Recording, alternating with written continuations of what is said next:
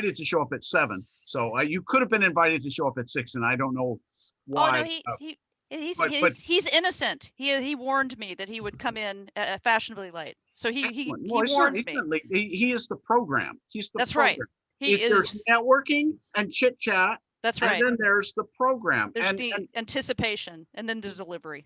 So Michelle, I don't know if in the last hour if you actually got a bio, but I think I am prepared to introduce my colleague. Could you please to do that? That would be so wonderful. But I think you want to. I don't want to take away your throne of expressing the welcome to the meeting. Inaugural. Well, yeah, we'll call it the inaugural meeting. This is a meeting of the San Diego chapter of Information Theory Society. We are very proud to finally have one, and we are having a blast. It is a great group, and we look forward to many more meetings over the next year. All right, Raymond, off to you. Okay. And I have to say that I am certainly pleased to be part of the inaugural meeting. And I am very pleased to introduce my academic colleague as well as friend, Carmelo Interlando. Dr. Interlando, as I read his bio, has an electrical engineering PhD from, sorry, it's on 3 different pages. So from the, this is why putting together a good introduction is good. The State University of Campinas in São Paulo, Brazil district. He also has a PhD in mathematics from the University of Notre Dame. So that would make you your own paradox. I believe that his arrival at SDSU coincides with the completion of his PhD. He came in as assistant professor, he made associate professor, and now he is full professor in the Department of Mathematics and Statistics. He's listed under the mathematics faculty with the emphasis on algebraic coding and, oh, hang on, I had that up there. Algebraic number theory and coding theory. So a very theoretical side of mathematics. I'm very delighted to participate with Dr. Interlando as a committee member. I'm actually represent the aerospace department when I'm working there, but as one of his, Michael Angel, one of his master students this past spring, and it was a great delight to be on a committee with him. My first since I finished with the math department many years ago in my own math thesis, but I am really happy that he has decided to join us and present for us. And hang on, I'm going to bring up another window that's going to tell me the title of his talk. Fully diverse lattices from number fields and codes. And I don't have a long bio on that, but I think as long as he can get his screen share, this is actually the time when your screen is supposed to take over and I'm supposed to say less and less and less. But representing a proud team of the San Diego State Aztecs, who are great at math as well as at basketball. I'm really happy to have you here. That's right.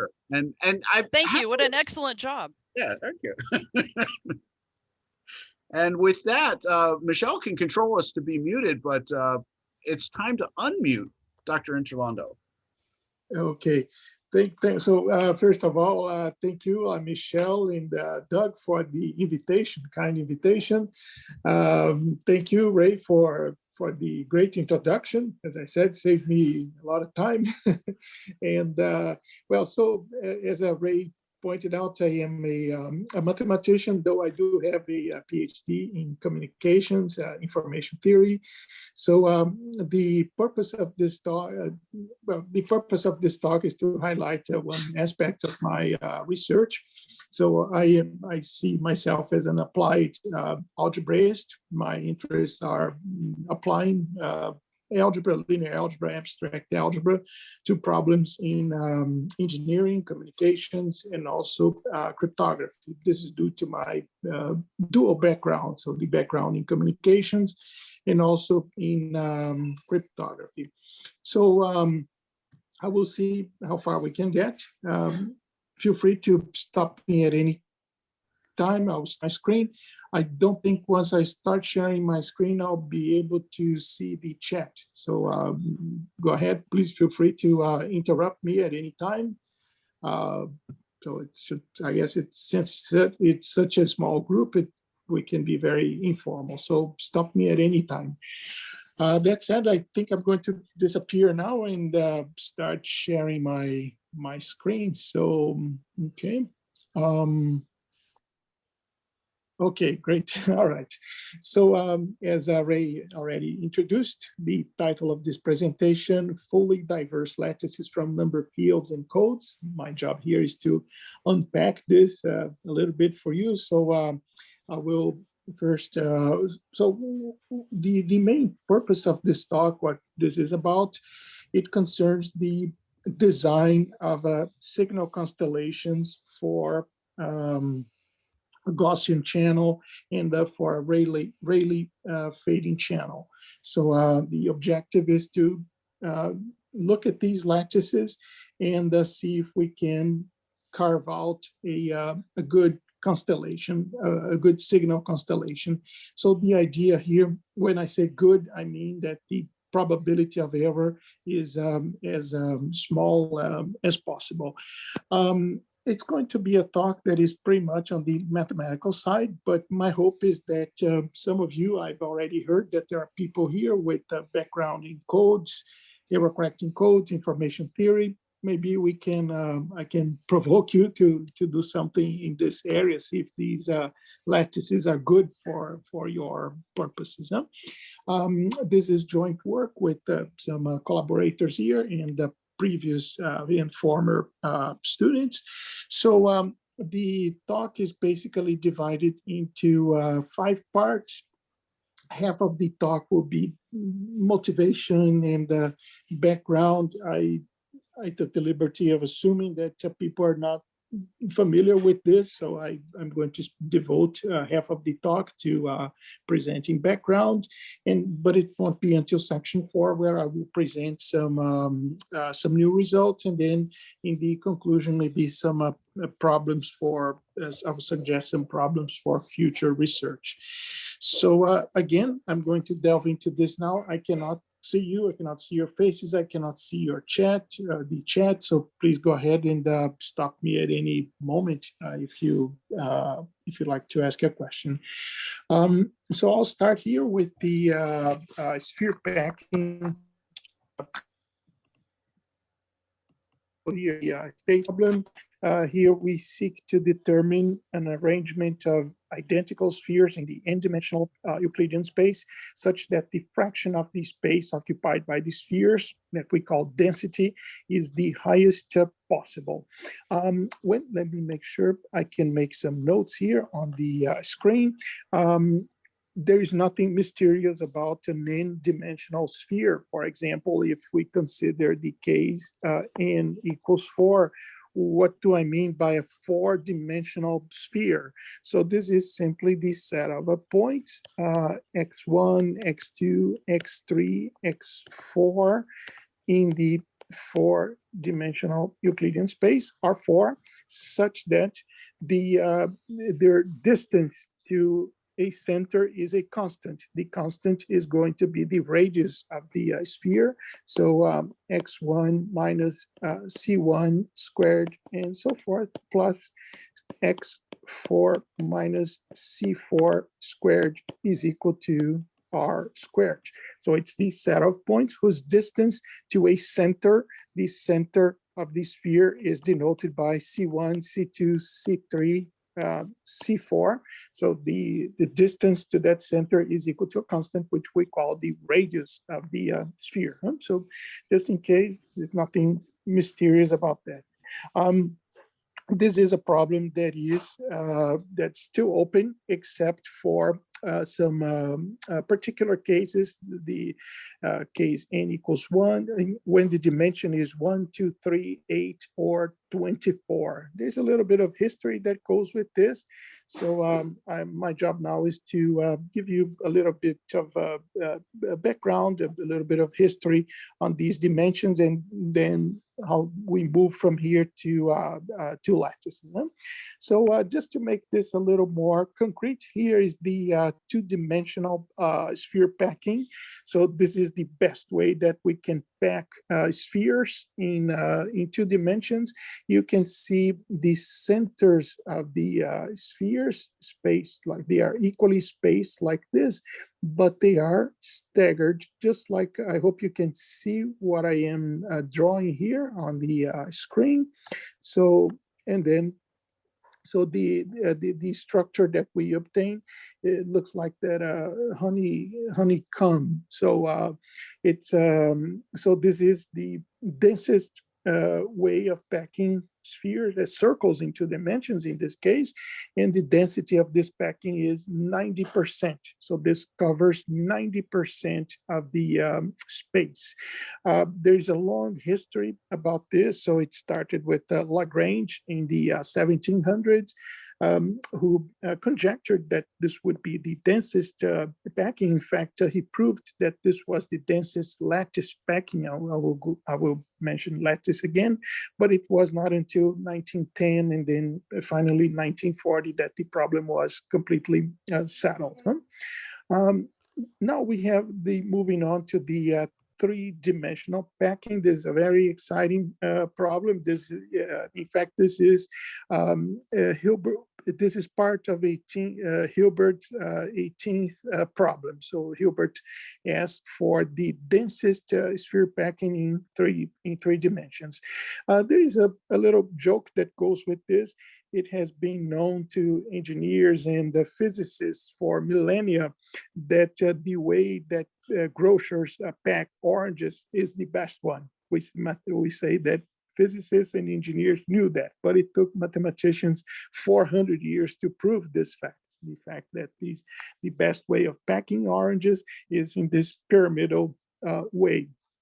So the proof finally came in 1998, so almost 400 years after Kepler had conjectured that this would be the best way of packing spheres, identical spheres in the n-dimensional space.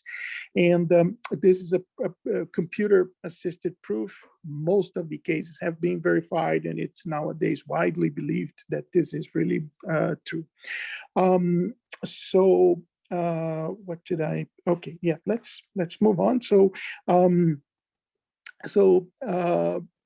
as I said, yep, this is part of Hilbert's 18th problem, and now the connection to engineering.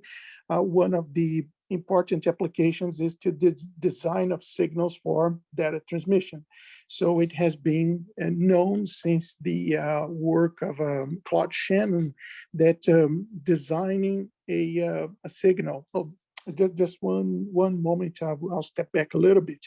When I say this packing, I am assuming an infinite region, okay? Although in practice, we use finite regions, but here mathematically, in theory, we are assuming that the region is infinite. We are covering the entire space. Anyhow, it has been known since the time of Claude Shannon. I know that some people here mentioned his name already. So he is the person, the researcher, he and Nyquist, who made that connection between signals and points in the n-dimensional Euclidean space. So it is evident from the proof of Shannon's theorem if you had a good packing of spheres that is dense, then you can carve out a good signal set for which the probability of error is very small. So this motivates us mathematicians to look for dense sphere packings, not in any dimension, 3, 4, and so on. In addition to the results that I mentioned in dimensions 2 and 3, we have 2 relatively recent results approved in the past 5 years ago. In 2016, it was proved that the best known 8-dimensional sphere packing is in fact the densest one that we can have. So we cannot do better than that. That's optimal. And the same thing with dimension at 24. So in conclusion, the problem is only solved in dimensions 2, 3, 8, and 24. Outside of those dimensions, all we have are bounds, lower bounds. And so the problem is very complex, very challenging. So one simplification that we do is to assume that the centers, or we restrict the sphere packing problem to the case where the centers of the spheres form a lattice.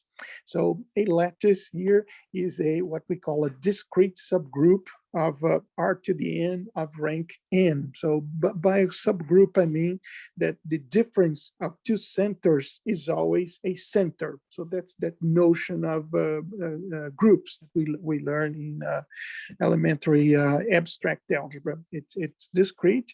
So it is possible to show that any such lattice has a basis. So this is a basis of R to the n. So these vectors v1, v2, vn are linearly independent. So here are two easy examples of lattices. This is the lattice Z2. So the points here are all the points of the form, obviously, x comma y, where x and y are integers. So lattice, so this is Z2. And then the other one, the lattice A2 that I already showed you before. This is the densest packing in 2 dimensions. If we look at these, so the basis in this case would be these 2 vectors here, and the angle between these 2 vectors is equal to 60 degrees. So lattice A2, another important parameter related to a lattice is the generator matrix. So just like in coding theory, it allows from the generator matrix, I can produce any lattice point in the following sense, or any lattice vector. So any lattice vector V can be written as U times G, where U is any vector with integer coordinates. So in other words, if we let U run through the set of all n tuples of integers, we will produce the entire lattice. And so this important matrix is called the generator matrix of the lattice. Another relevant matrix in the process is the Gram matrix of the lattice, which is G times the transpose of G. This is interesting when we look at the spectrum of distances in the lattice. Say if I were to multiply V by the transpose of V, I would get U G times G transpose times U, or actually V, right? V transpose. And so this matrix G times G transpose is what we call the Gram matrix of the lattice.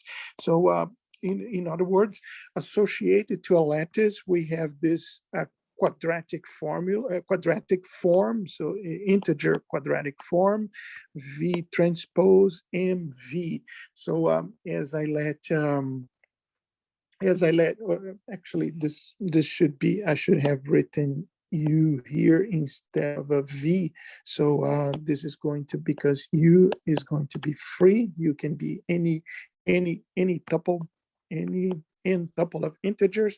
So this expression that you see here, U transpose MU, this is a positive integer quadratic form. So it measures distances or norms in the code, in the not in the code, in the lattice.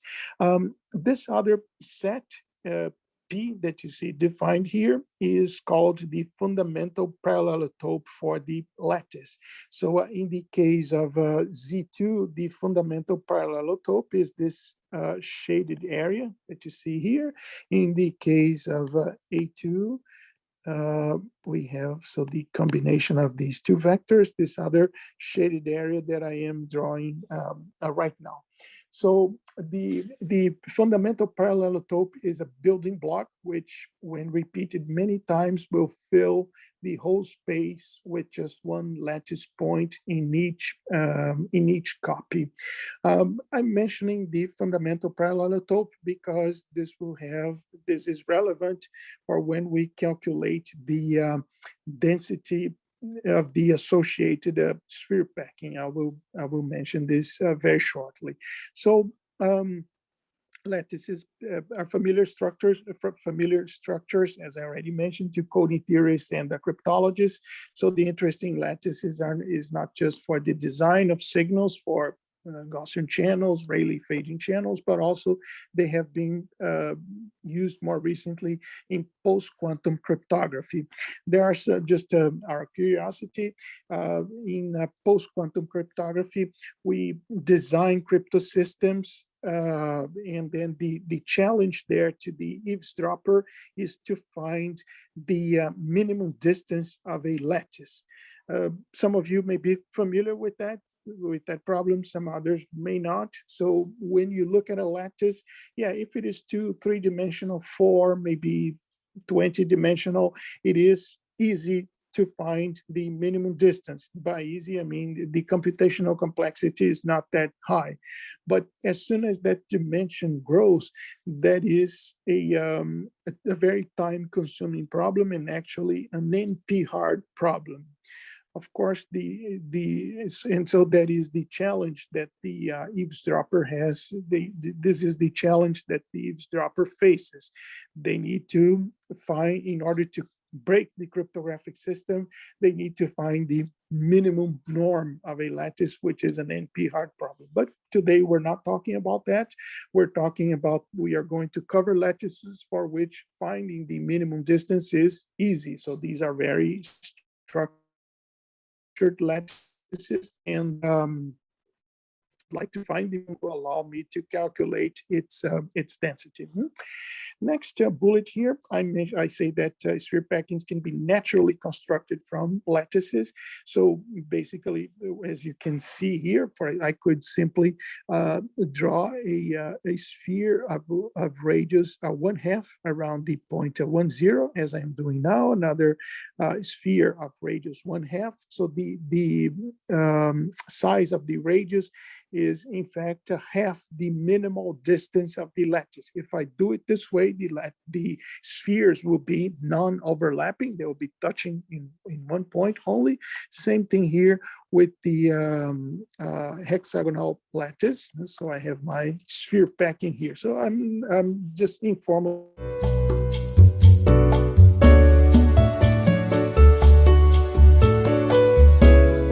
When my connection broke, I was talking about how to associate a sphere packing to a lattice. I think you got that. Anyway, I will go ahead and move on. So sometimes we speak of the density of a lattice when actually we mean the density of the corresponding sphere packing. Packing density, kissing number are among the most relevant lattice parameters.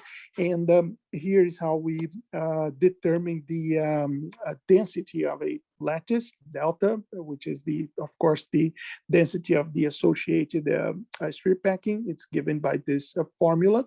So the V sub n times rho to the n, that denotes the volume of a sphere of radius rho in n-dimensional Euclidean space, and the volume of lambda is the volume of the fundamental parallelotope of the lattice. Just a quick picture here. Let's say if we were in 2 dimensions, basically what we're doing. So we're trying to determine what is the fraction of the space that is occupied by these by these spheres.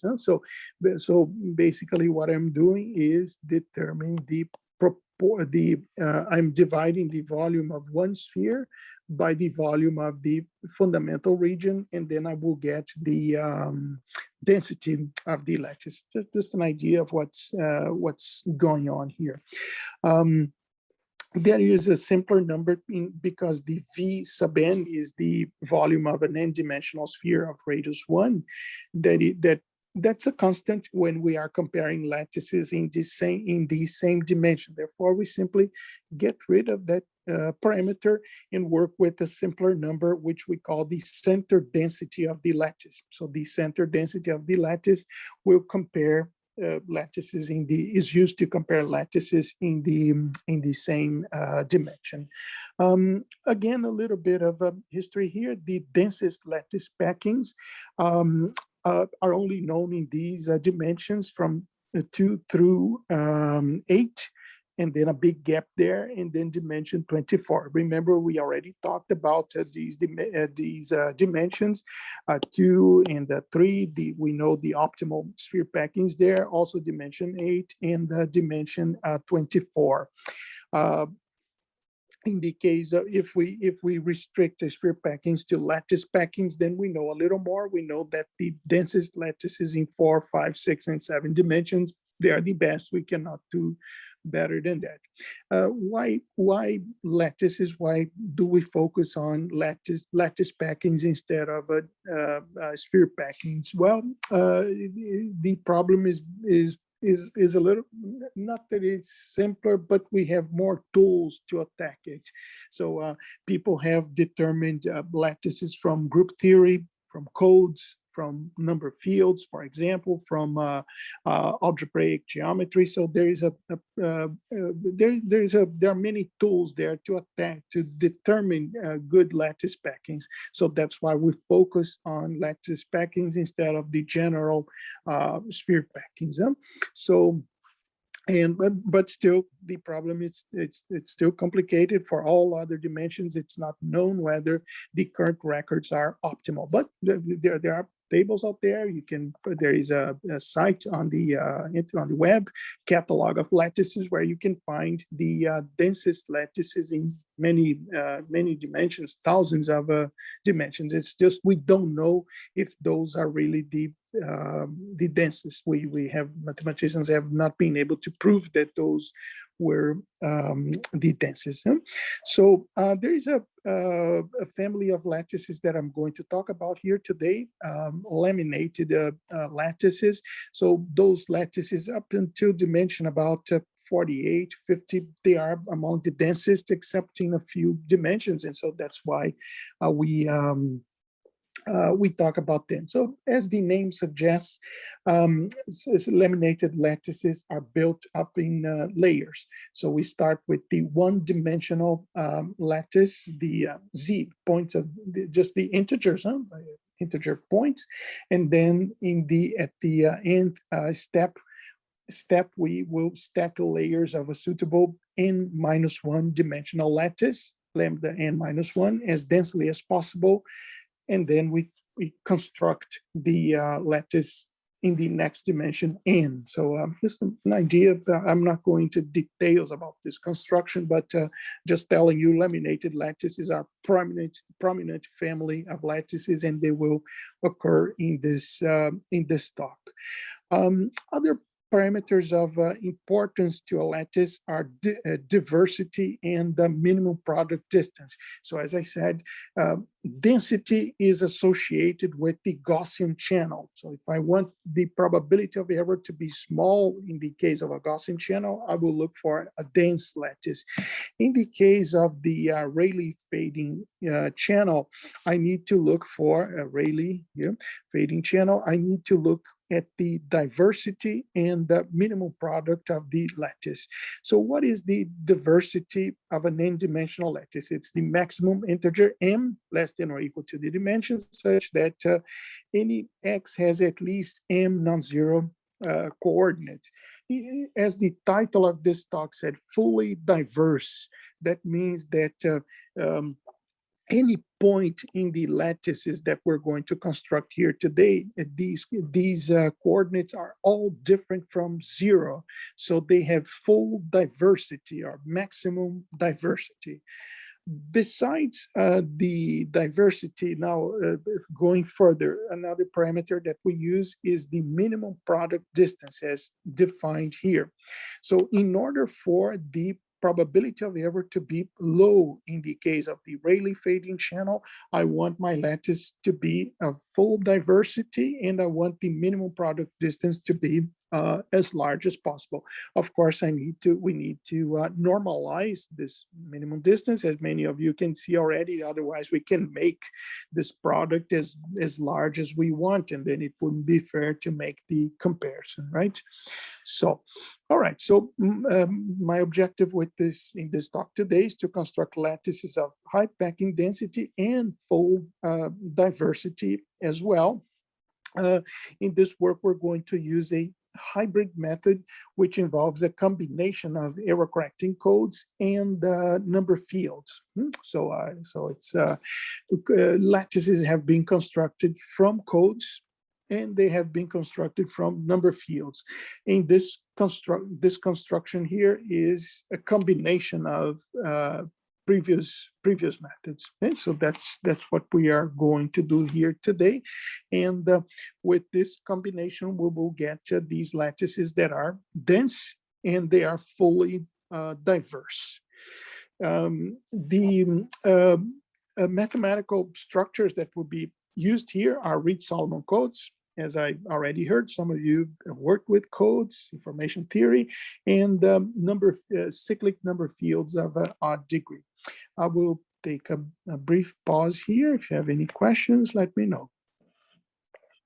Okay, so let's start with the notion of number fields. So this is just a finite extension of the field of rational numbers. Here is a picture. Down here we have the field Q, and up here containing it, we have this other field containing it, Q of I, where I is the square root of -1. We say this is a degree 2 extension of Q. So we can see Q of I as a vector space over Q of dimension 2. The basis is simply 1, I. So using these structures, we can construct good lattices or dense lattices. So a number field is said to be cyclic if its group of automorphisms is cyclic of order D. Just quickly review here the notion of automorphism. This is a mapping going from the fields to itself. It's 1 to 1 and onto, and it preserves addition and multiplication. The number of automorphisms of a field is always finite. Those automorphisms, in fact, let's say, if the group of automorphisms has order D, which is the same, which coincides with the degree of the number field, we say that the number field is a Galois field. And the automorphisms form a group of order D. In the case that this group is cyclic of order D, we say that the number field is a cyclic number field. An example is the cyclotomic number field Q of zeta n, where zeta n is a primitive nth root of unity. A cyclic field of odd degree is always totally real. This observation is important because it is precisely what's going to guarantee that the obtained lattices are fully diverse. Okay, so that's why I'm bringing up this bullet here. The other important structure out of a field that will be used to produce the lattices is called the ring of algebraic integers of F. So this is the set of elements that are roots of monic polynomials in Z of X, or polynomials whose leading coefficient is equal to 1 and the other coefficients are integers. So the set of all those elements inside F, they form what the algebraists call a ring. So it's just like a field, except that sometimes I am not able to invert those elements. They do not have inverses, just like in the integers a z, for example. Any number, any whole number, integer number that is different from plus or minus 1 does not have an inverse. The inverse of 2 would be 1/2, but 1/2 is obviously not a whole number, right? Now, this mapping here, it's what's very important, because it will allow us to construct lattices from number fields. This is called the canonical embedding of f in R to the d.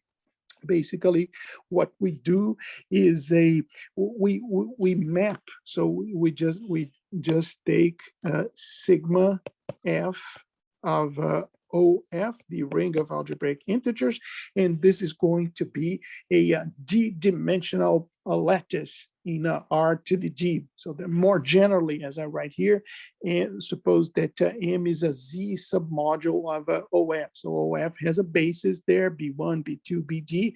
Any element in OF can be written as a linear combination of these guys. And I can consider I would say, forgive me if the expression is not totally correct, but a subspace of that. So it's a subset in there that we call a Z module. So from taking a Z submodule of OF, I can produce a d-dimensional lattice. It's just sometimes, frequently, most of the time, sigma f of OF is not a dense lattice. So in order to construct dense lattices, we consider submodules of OF. That's precisely what I am going to do here today. The minimum of this lattice, the minimum is important because, as I said before, it's related to the calculation of the density of the lattice, the packing radius of the lattice. So it's the minimum of the this expression that you see here, the norm, the squared norm of sigma f of x, and that squared norm can be calculated as the trace of x squared. But the trace of a field element, when I say trace of x, I simply mean the summation of theta I of x. Here goes from 0 to d minus 1. It's simply the sum of the automorphisms applied to x. There's no mystery with this. This is not a big theorem, that the minimum can be calculated as the field trace. There's another formula that we will need. The volume of sigma f is given by this, where the disk is the discriminant of the field, and this other quantity that I am highlighting right now is the index of m in OF. All of these quantities will be in a certain way easy for us to determine. The challenges are related to determining the minimum of the trace. That is, as I said, determining the minimum distance is difficult, but not prohibitively difficult. The discriminant, we have a formula that is ready for it. There's not much we can do about it.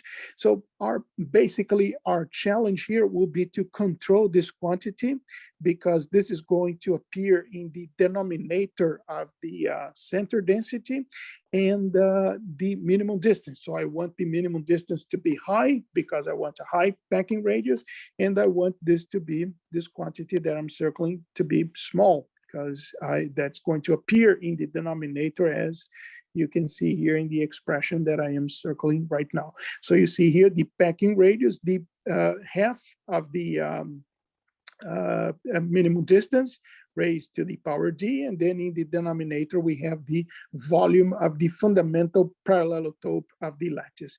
So we cannot do much about this p. This is already a constant, but we can control the r and the index. So these are the quantities that we'll be playing with. Quickly here, this last slide to finish this connection between number fields and lattices. Any element in the ring of algebraic integers can be written as a linear combination of the basis, which is t theta of t, theta to the p minus 1 of t. T is a trace that this is, it is relevant. It's good to know this, but more importantly for us in this talk is this trace form, which is going to measure distances in the lattice. So I had a former PhD student that I co-advised who determined the trace form for those fields. So why is it important to know the trace form? Because if I knowing the trace form allows me to measure norms in the lattice. So this is the this is the quadratic form that we'll be paying attention to. So looking at this form, so we have a quadratic form there, and I can write that quadratic form in matrix in a matrix form like this. Q of z is equal to zm times z transpose. So as I let z be any in tuple of integers, this Q of z will give me the spectrum of norms in the lattice. And of course, I am interested in the minimum of those norms, the non-zero minimum. Of course, the minimum, the absolute minimum is always 0, but we want the minimum non-zero norm. So that's one expression we will be looking at. So next comment, as this former student tried, he determined the trace form, and then he said, well, let's take a look at the quality of these lattices. So he looked at the lattice sigma f of OF, which was the lattice that is the image of the ring of integers of these fields F, and then he did not get good results. Still from the mathematical point of view, it was a valid result that he obtained because he came up with this formula. There is a whole area out there in algebraic number theory that is called trace forms of algebraic number fields. So just determining those trace forms is a big deal. It's a big challenge for us mathematicians, but the formula is here, and now we need to apply this formula. So I had other students later on that, including myself, who studied the density of lattices associated not to OF, but to submodules of OF. So that is the challenge. What are the submodules of OF that will lead to dense lattices? And that's where we use a coding theory, in particular Reed-Solomon codes. The reason I bring up the formula again is in this table that you see here. By the way, this table is taken from a classical book in sphere packings and lattices by John Conway and Neil Sloan. Some of you who work in coding in information theory, I'm sure, heard about Neil Sloan. So he has this reference book in lattices. I took this table from the book, and we can see here the densities in these dimensions. I am highlighting the odd dimensions 3, 5, 7, 9, 11. We see that these values are powers of 2, right? Not integer powers of 2, but powers of 2 in the case 3, 5, 7, 9, 11, and 13. No, but then again in dimension 15. What I'm trying to say to you is that we have a P here.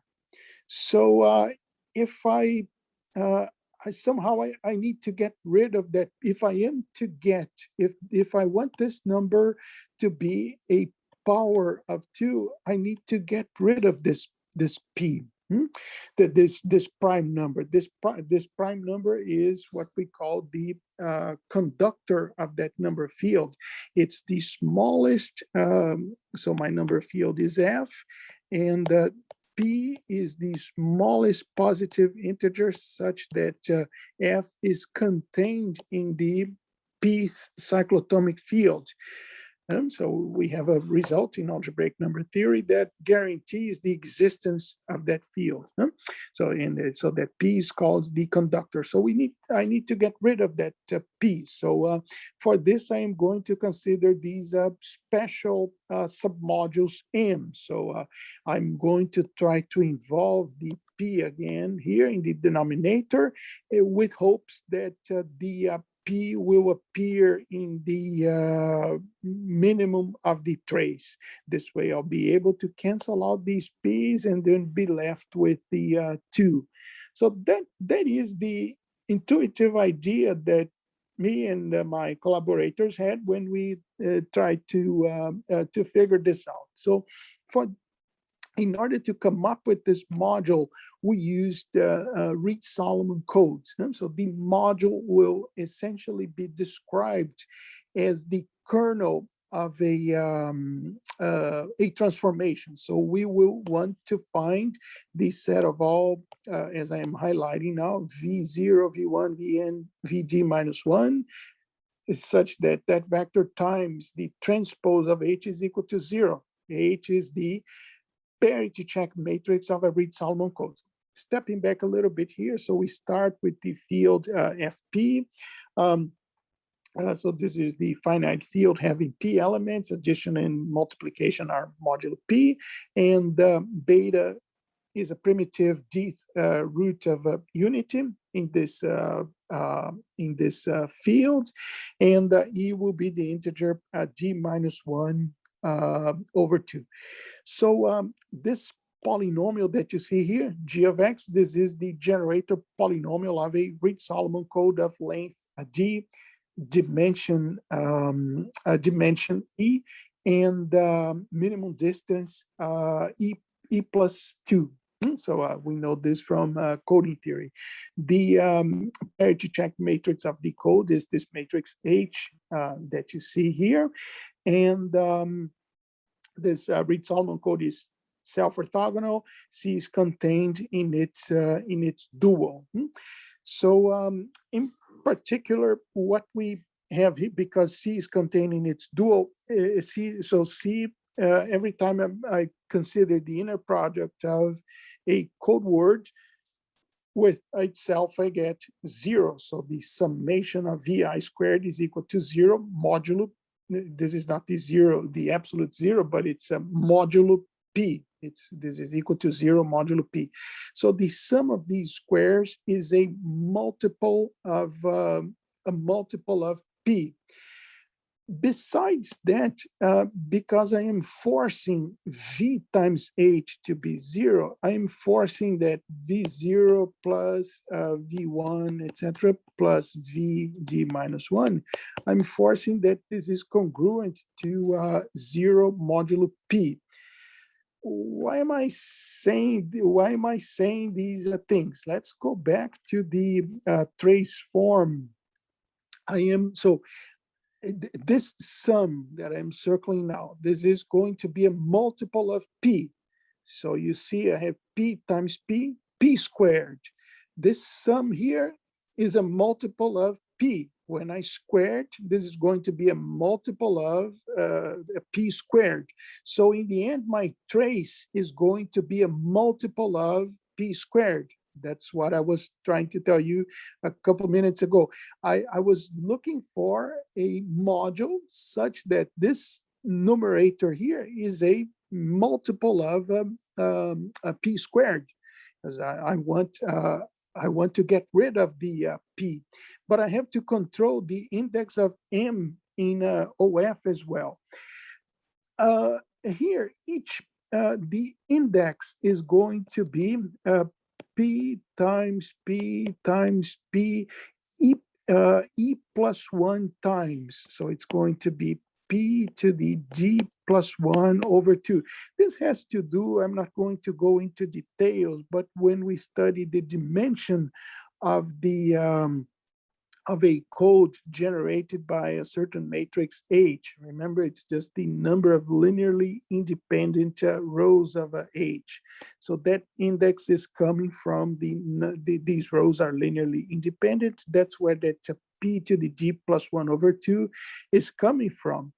Well, so this P that you see here, this is what's going to define the first submodule that I will need. So I am looking for the set of all vectors, D tuples, such that A times the transpose of H is equal to 0 modulo P. That's going to define a submodule of OF. So this is a submodule of rank D and index P to the D plus 1 over 2. The D plus 1 over 2 came from what I just explained to you. It's each equation is, let's say, if I were to consider just one equation, the index would be P. In fact, we have investigated the case where we only involved one equation. So we imposed V0 plus V1 plus Vg minus 1 is a multiple of P. We kind of got good lattices, but not the best ones. So that's when we had the idea, let's involve more equations when defining this module in hopes of getting something better. Okay, so I'm just giving you the idea without going too deep into the calculations. Well, from these statements, we are able to conclude that the quadratic form associated to the lattice is always going to be a multiple of a P. Let's see if I don't have it here. It's always going to be a multiple of P squared.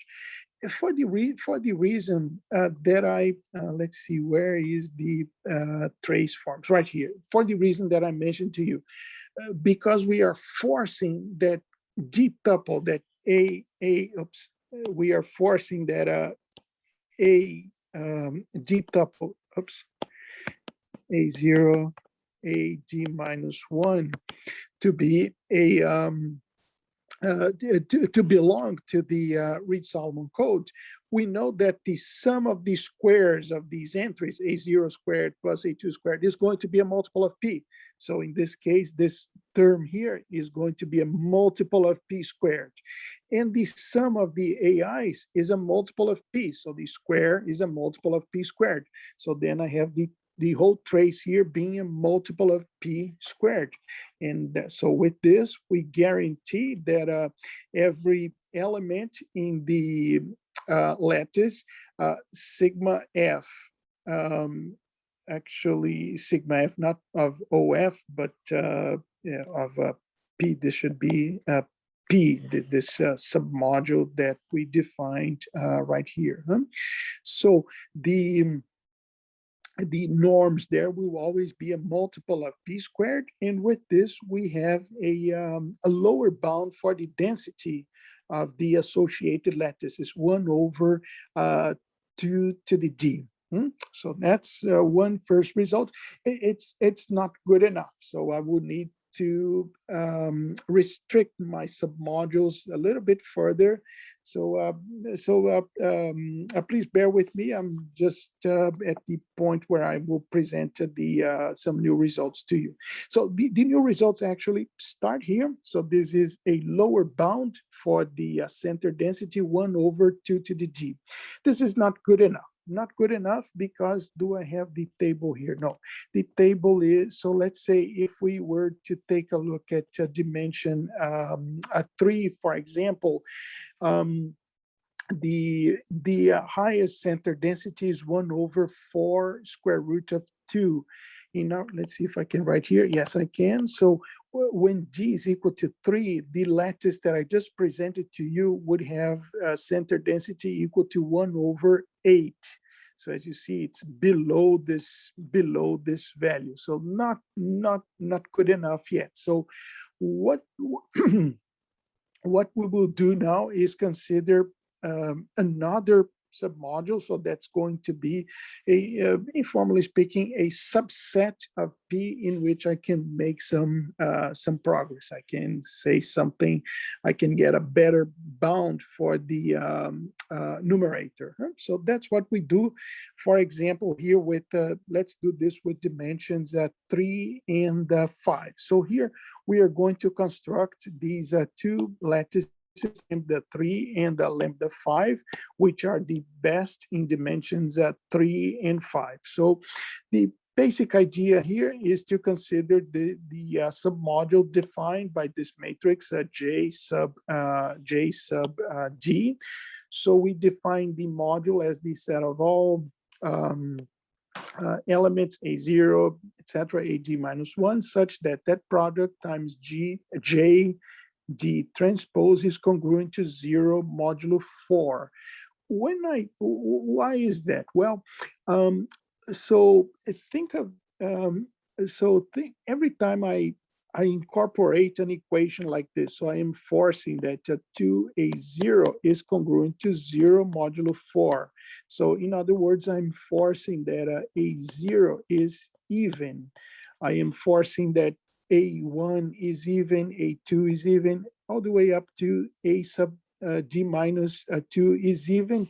And then I want that the sum of these A's, A0 plus A1 plus AD minus 1, this is going to be equal to 0 modulo 4.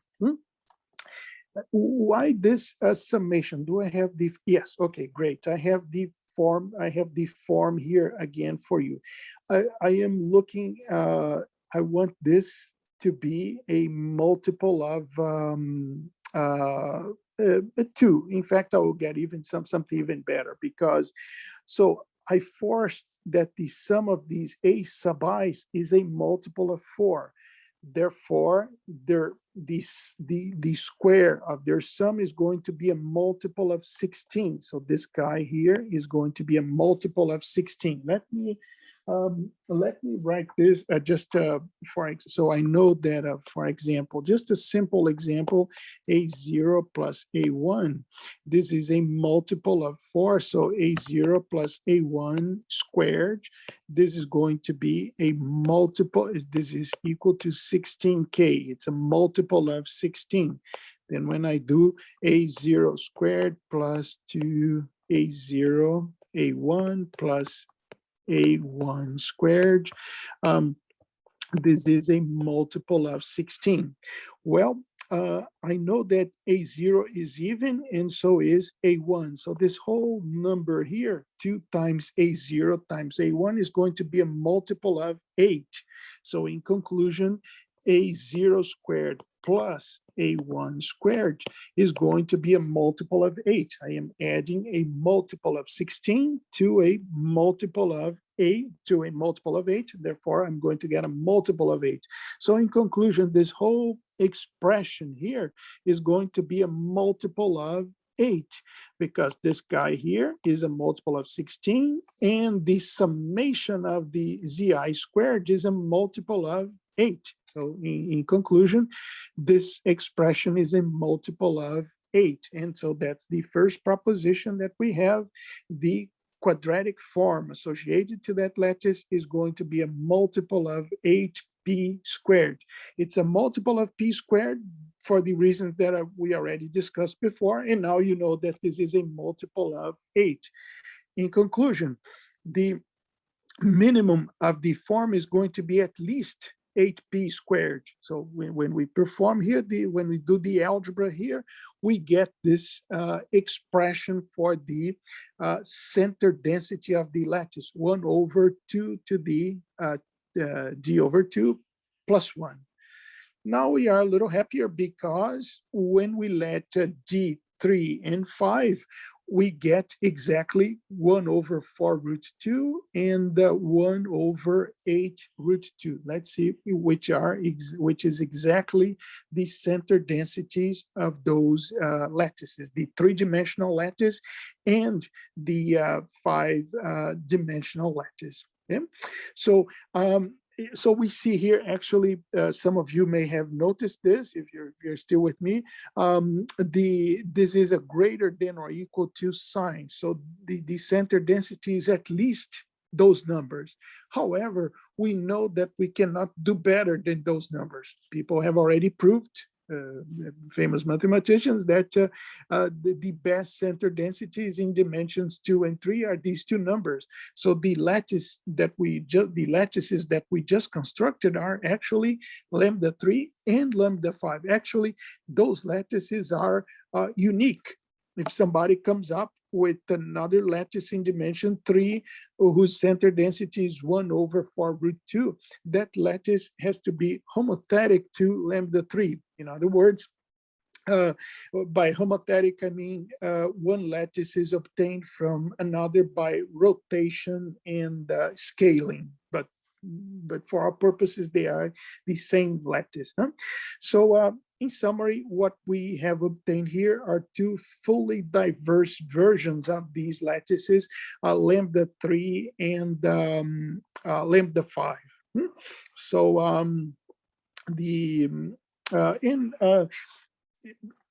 so some of you may be suspicious. Are these proofs really correct? Yes, they are correct, but I have also checked this numerically. So I have ways, I have software programs where I present the quadratic form associated to the lattice, and the software tells me what the minimum of the lattice is and what the volume of the fundamental region is. So I'm sure that these results are indeed correct. I have been speaking for about 50 minutes, I guess. I will do, my plan was to do up to dimension 9, but since somebody mentioned Hamming's name and Hamming code, and this is not really the Hamming code, but it's almost so, and it's related to dimension 7 as well. So by choosing a particular another particular by the way, then you may ask me, okay, so now you stopped where you let G to be 3 and 5. What if G is equal to 7 and so forth? Well, G can be 7, 9, but then when I plug in those values here, I won't get anything good. Okay, so this construction that I presented to you was good only for dimensions 3 and 5. So in order to tackle dimension 7, I need to change this matrix accordingly.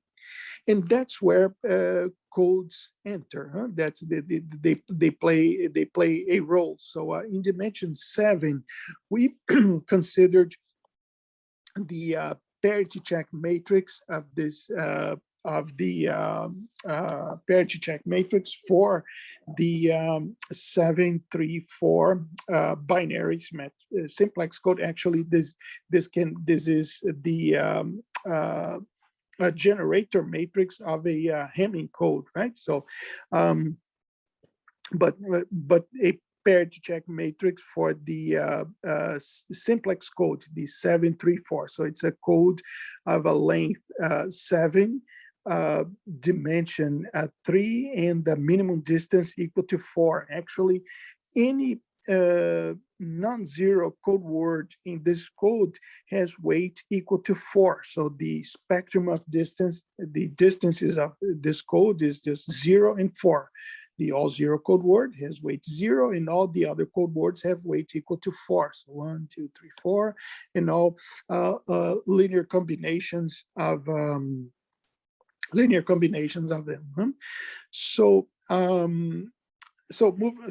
moving on then, let's consider this new submodule that we denote by H sub D. So this is the set of integer D tuples. Again, the sum must be in P, but now with a further restriction. A times the transpose of H sub D is equal to 0 modulo 2. Looking at the index, I have a 2 here, big 2 here, 2 here, and 2 here. I have four rows, so each one defines an equation. So the index is going to be 2 to the 4th. Notice this row here, 1, 1, 1, 1. So here I am imposing that the summations of the AIs is congruent to 0 modulo 2. then the square of that is going to be congruent to 0 modulo 4. And also the summation of the AI squared is going to be congruent to 0 modulo 4, and that comes from the fact that the any code word in this code has Hamming weight equal to 4. So that said, as a corollary of these observations, the quadratic form is going to be a multiple of 4 and a multiple of p squared. Okay? P squared for the reason that we mentioned before, that's related to the Reed-Solomon code. And now, by considering this other submodule, the quadratic form is a multiple of 4. So it's a multiple of 4 and a multiple of a p squared. So the proof is what I just said to you in words. And by calculating the center density of the associated lattice, we get 1/16. 1/16 is the center density of lambda 7. Again, this is a lower bound, so the center density is at least 1/16. However, it is known that in dimension 7, we cannot do better than 1/16. So we know that the lattice that we have just constructed is, homothetic to lambda 7. So it's a rotation and scaling of lambda 7. So it's it's a fully diverse version, a fully diverse version of lambda 7. Okay, so this is lambda 7. Here, then again, density 1/16. I hope you are still there with me.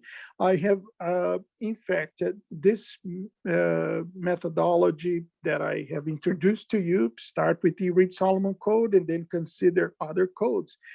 So we did this in dimensions 3, 5, 7.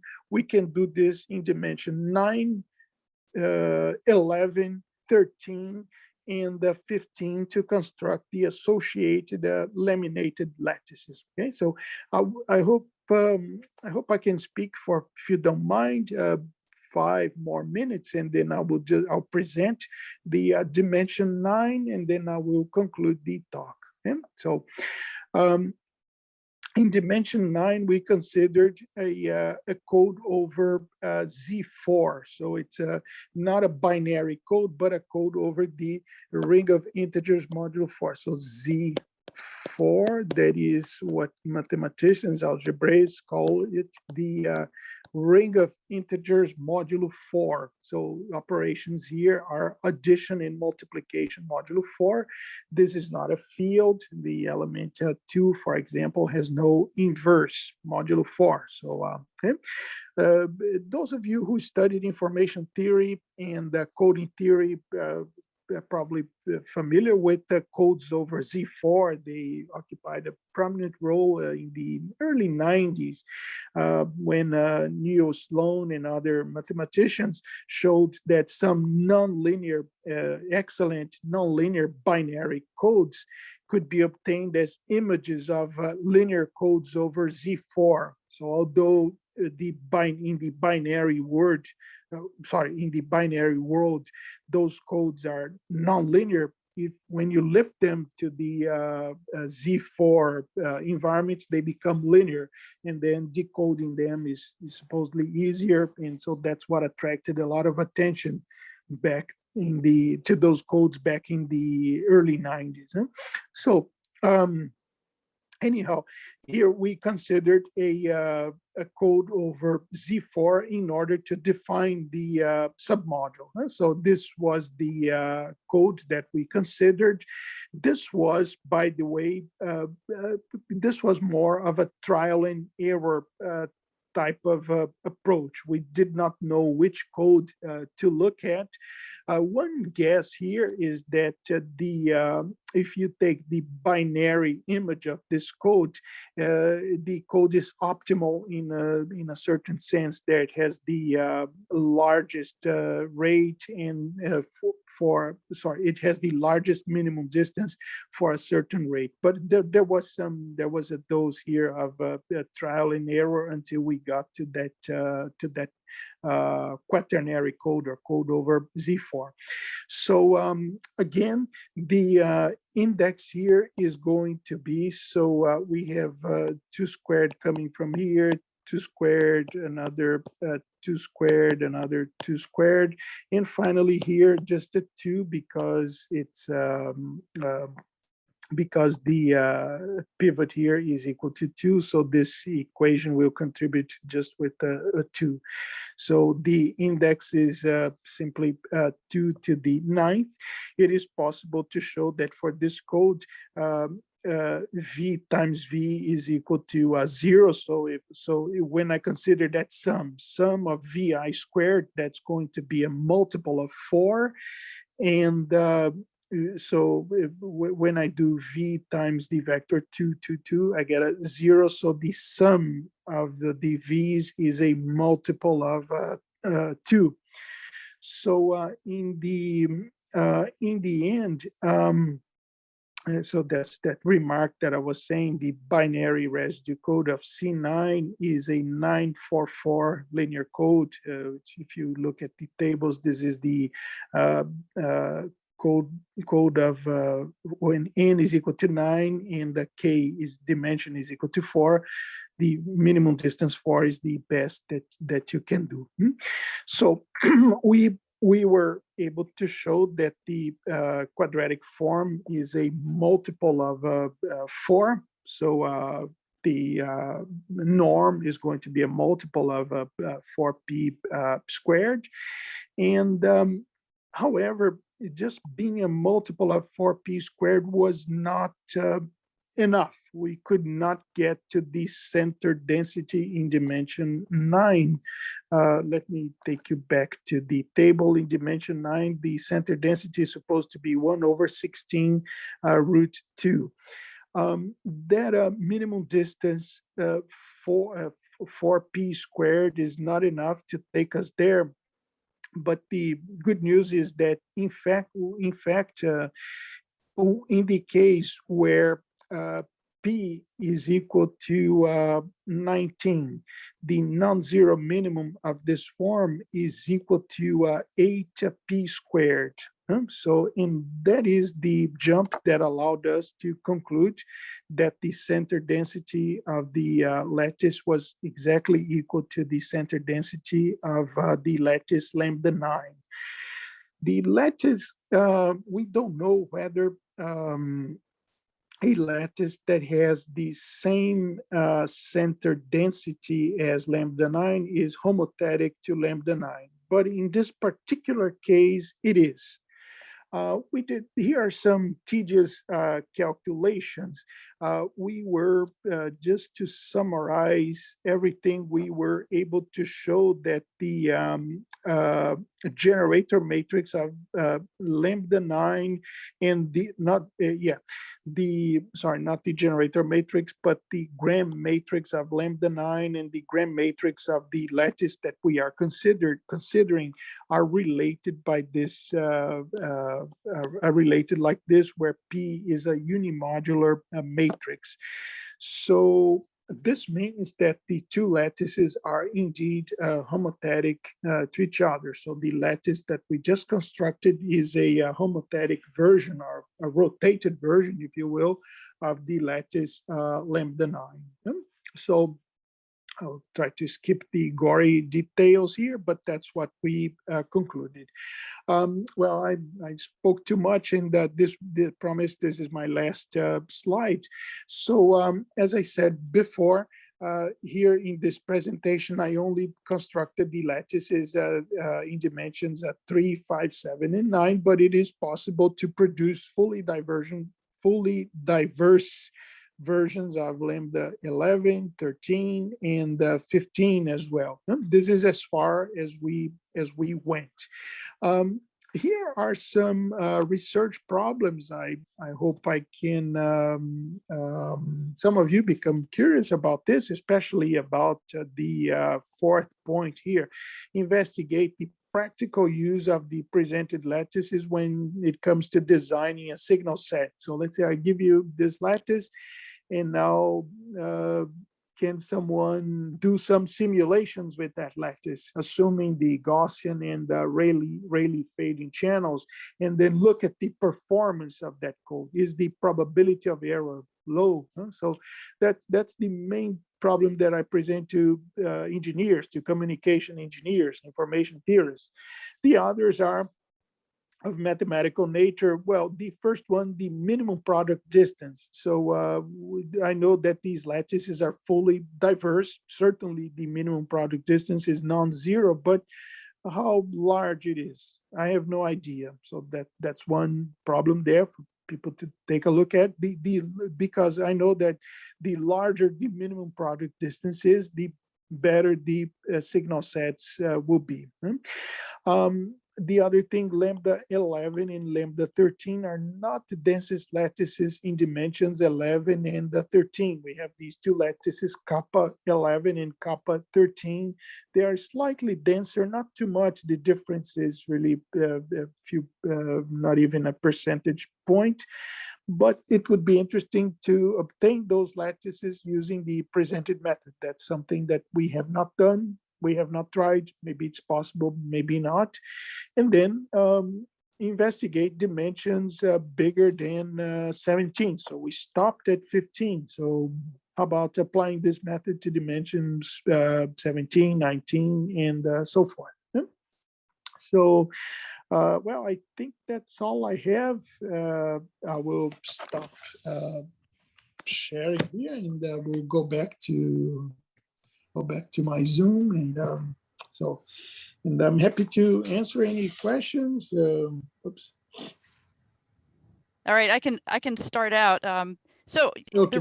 it sounds like the Reed-Solomon code gave you some leverage and some traction and provided a way in, you know, which is exciting, you know, because as a code person and a communications theorist, I'm like, yeah, that's a useful way, you know, in an unexpected direction. You know, it's we're used to these codes being all pragmatic and everything. So lately, my team has been working really hard on low density parity check codes. Now, do those offer any potential benefit for this sort of work? Are they different enough to where they would provide a different type of leverage or traction? Well, I have not investigated that, but let's say, what is the length of the LDPC codes that you work with normally? We work with the ones that are in digital video broadcasting, DVS2 and S2X. So those are that's the type that we work with.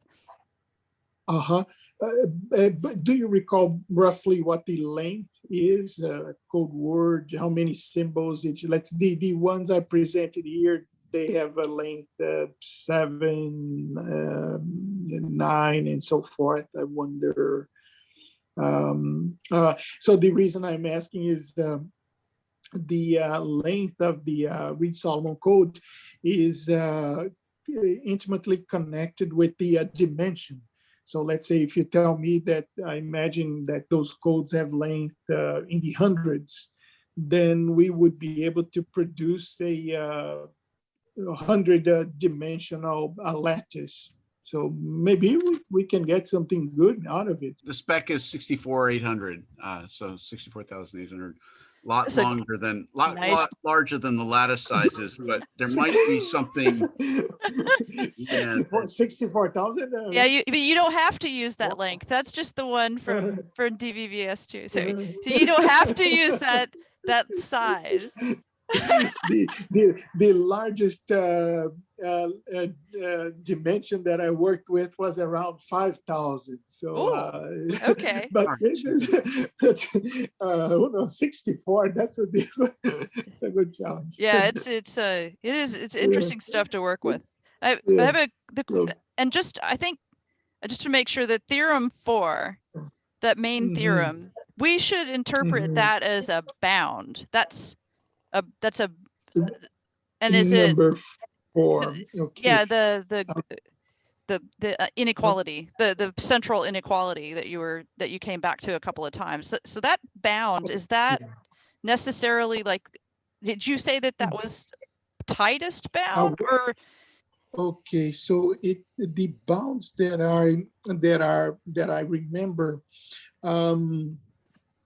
So quickly here, I think when we started talking about the Reed-Solomon codes, so this is the origin. So if I only use the Reed-Solomon codes, I get this bound, which is not enough for our purposes. As I mentioned, if I calculate 1 over 2 to the g when g is equal to 3 and 5, I fall short of the bound, the records. So that's why we need to consider other modules in addition to we need to consider sub-modules of this module P that is defined using the Reed-Solomon code. Okay. So this H that you see here is the parity check matrix of the Reed-Solomon code. And then this is the bound that we get. It's not good enough. So then we consider a subset of P in order to improve things.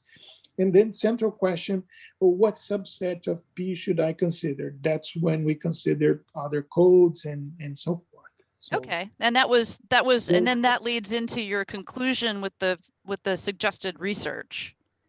That is correct. Yeah. So let's say we did not do this for other dimensions. Oops, let's see where conclusions. Okay, last slide. Yeah. So I did not do this for dimensions greater than or equal to 17. So I would need there somebody to look at codes of length 17, for example, and go from there. Yeah. That's not like a It's tight. It's like we still have work to do. There's still work there. Yeah, work. That's correct. Yeah. And so for me, let's say when I talk to engineers like you folks, my main interest is in point number 4. So I would need someone to use those lattices and simulate them for me. So are the signal sets good? Do they have good performance on the Gaussian channel, Rayleigh fading channel? And so that's my question for you guys. Oh yeah, no, there's a lot of potential ground there, tons. So, okay, I don't want to hog the floor. Anybody else have a question? I think Raymond had a comment. Oh, can skip that, but I do have a question about the exploration of dense lattices in different dimensions, and whether whether we can leverage discovery of the densest lattice in one dimension to discover the densest lattice in the next higher dimension, or possibly kind of going from the opposite direction. If we could experimentally discover lattices in the higher dimensions, if that would allow us to make proofs of lattice density in the lower dimensions. Is there a way to work our way backwards? Because it seems like when you go to from 2 to 3, there's an obvious evolution. Yeah, it's so you can do that, but there is no guarantee that you will get something good in either direction. People already conjecture that, okay, I have my optimal lattice in dimension 8. Can I get the optimal lattice in dimension 9? That question was already answered in the negative. It doesn't prevent you from doing that. You probably get something good, but probably not good enough. And also in the reverse direction, sometimes the Leech lattice, the 24-dimensional lattice it's very famous. If we consider sections of it, we can get excellent sublattices in lower dimensions, but like in the factors of 24. So those would be lattices in dimension 2, 4, 6, and 8? And actually, you don't even need to consider factors, because let's say if you you have a 4-dimensional lattice and you just simply purge one coordinate, and you get a 23-dimensional lattice. So that it doesn't have to be that way. And people have done that. They have obtained dense lattices by considering sections of the Leech lattice. But again, we still don't have a good understanding of whether this is always a good way of doing things. So it worked in the 24-dimensional case, but may not work in some other cases. That I think that might be related to a little bit to a question I had that I wrote down at the very beginning, that now it makes a little bit less sense to ask it, but I'm going to go ahead and ask it anyway, because coming from the point of view of dealing with Galois fields and for practical things, for like musical composition and algorithmic generation and things like that, it's why can't we just start out with the good fields? Like, why can't we just start out with good generators, the things that seem to be reliable? Like, it sounds like that those don't magically give you anything in higher dimensions. I think that's what Raymond was just getting at. You know, can you move back and forth? So, you know, since we already know what gives us good coverage in codes and what acts good in binary, like 2 to the 12th or whatever, but that doesn't sound like that's a good guarantee at all. That doesn't make it happen in the higher dimensions. Yeah. Let's see if I understood your question. Let's say I can start, let's say, with the famous Leech lattice, 24-dimensional, and then I can consider subsections and obtain good lattices. That's fine. People have done that. But then in this research, we try to answer this other question. Can I get a fully diverse version of that lattice, one for which the diversity is the maximum and the minimum product distance is high? Because when I do that, I have assurances that the signal set will perform well on the Rayleigh fading channel. So what you're saying would be good from the, if I understood the question correctly, in the sense of getting dense lattices. Yes, I start with the dense one, I consider a subsection, got a dense lattice, my job is done. But then if maybe the diversity is not good. So I know it has applications to mobile communications. They look for signal constellations that have a high minimum product distance. Yeah, that's a familiar concept, but it's like, well, you know, and but I think that if you're in engineering, you tend to maybe have a reduced sort of maybe a reductionist attitude towards it. It's just very simplified when it comes to pragmatic signals, and you have revealed that there is a whole lot more going on. So this is exciting and very wonderful to be able to listen to your talk tonight. It's very appreciated. I have a question for you, Michelle. You said there is a connection between music and Galois field. I've heard of it, but yeah, it's neat. There is, because you can start out with the Galois the 2 to the 12th, the field 2 to the 12th, and that's a full chord. So it's all the tones in Western music, and so you can start to develop some structures and to predict and to generate music that sounds good by using this field and by using techniques in algebra. And so there's a theory. The goal eventually is to be able to define somewhat what is beautiful, what is good music. Is there a way to draw that out of the math? But the more pragmatic application is to algorithmically generate music that sounds good to humans, that is based upon either a composer's body of work, and they're using Markov chains to help you along. So there's lots and lots of really good stuff in Galois field theory that can apply to music. That is fantastic. I did not know that. If Yeah. you give a talk on that, I'll be there for sure. Oh, thank you. Yeah, I like talking about it. There are some interesting things from entropy. So, you know, it turns out that the music that we really like, even though we think of it as unpredictable and has ups and downs and all of that, is very predictable. Lots and lots of structure. So that's one of the things that was the most surprising to me in studying it, was the amount of entropy.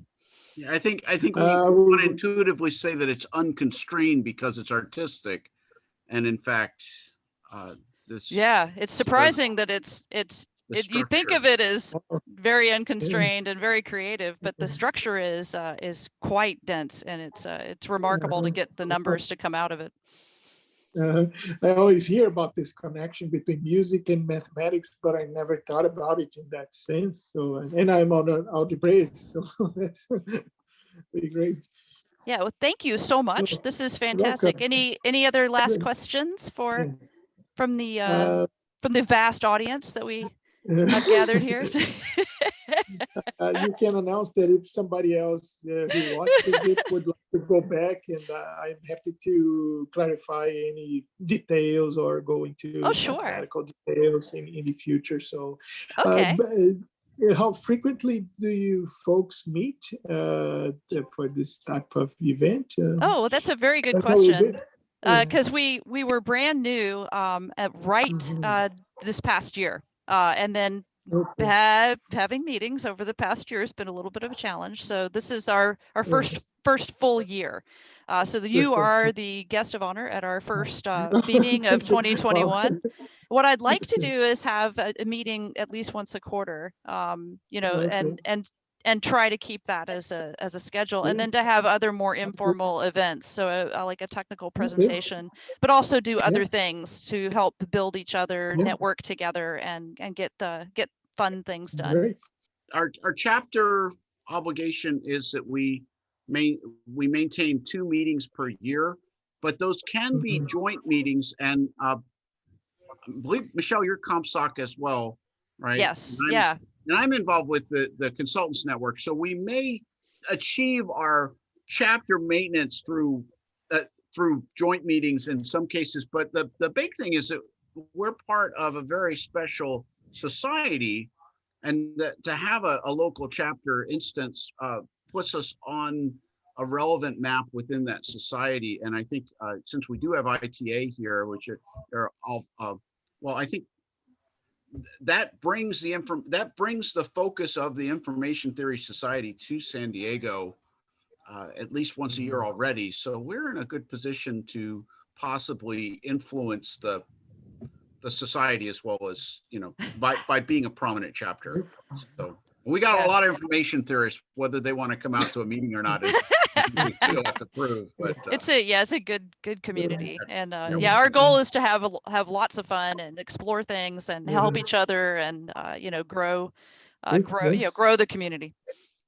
Yeah. And for me, it's good to come to these talks because I know I am updated as to what's going on up there, Qualcomm, and then I can tell my students, hey, this is a trendy problem, and so go ahead and study it.